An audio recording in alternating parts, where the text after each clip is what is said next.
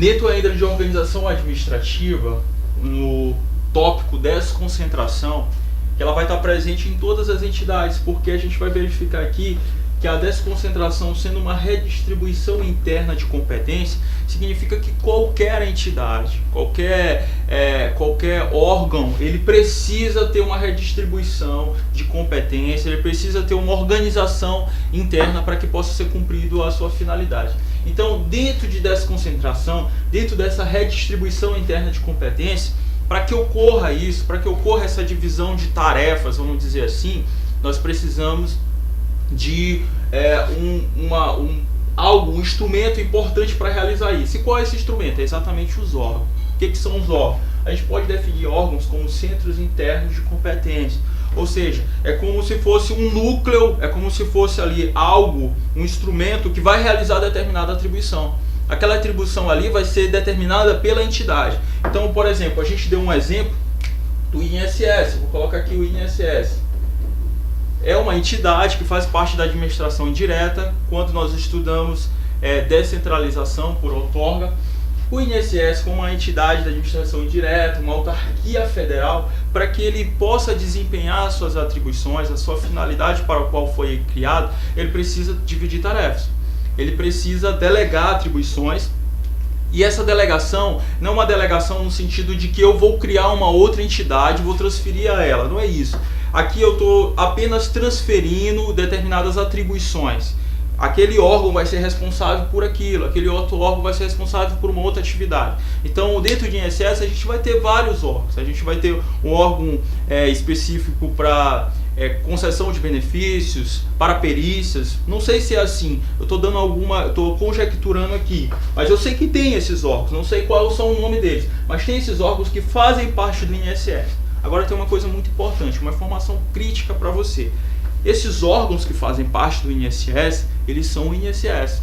Não são uma pessoa estranha ao INSS, eles fazem parte do INSS. Apenas o INSS está trabalhando internamente, ele está dividindo tarefas. Imagine só uma família.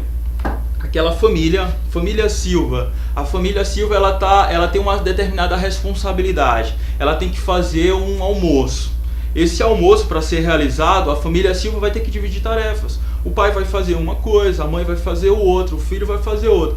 Mas quem fez o almoço foi a família Silva. Então, quando você pensar em desconcentração, você vai entender o seguinte: é a entidade que está fazendo aquele serviço de forma desconcentrada.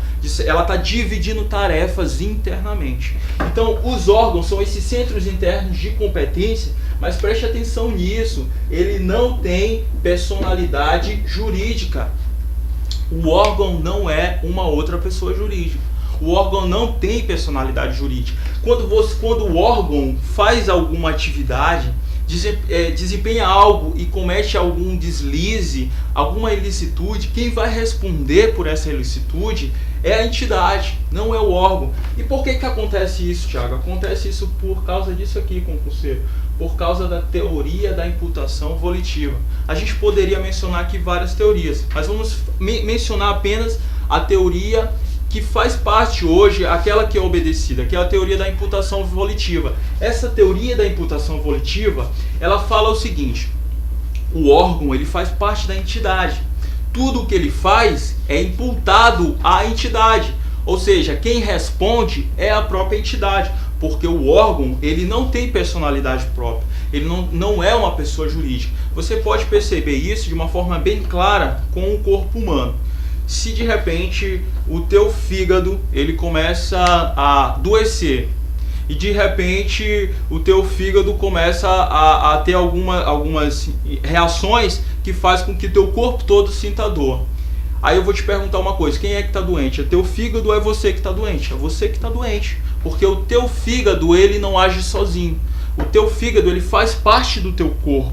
Então, se porventura o teu fígado começa a trabalhar mal, ninguém vai chegar e dizer assim: ah, foi o teu fígado que te matou. Na verdade, o teu corpo todo adoeceu. É claro que aquele órgão ali, ele desencadeou aquilo tudo, mas aquele órgão ele não trabalha sozinho. O teu fígado, ele não pode tirar o teu fígado e ele responder sozinho por aquilo ali. Da mesma forma, essa teoria da imputação volitiva, ela vai explicar como acontece na administração pública. A entidade é responsabilizada por qualquer ato, qualquer atitude dos órgãos. Então, o órgão, na verdade, ele só manifesta a vontade da própria administração.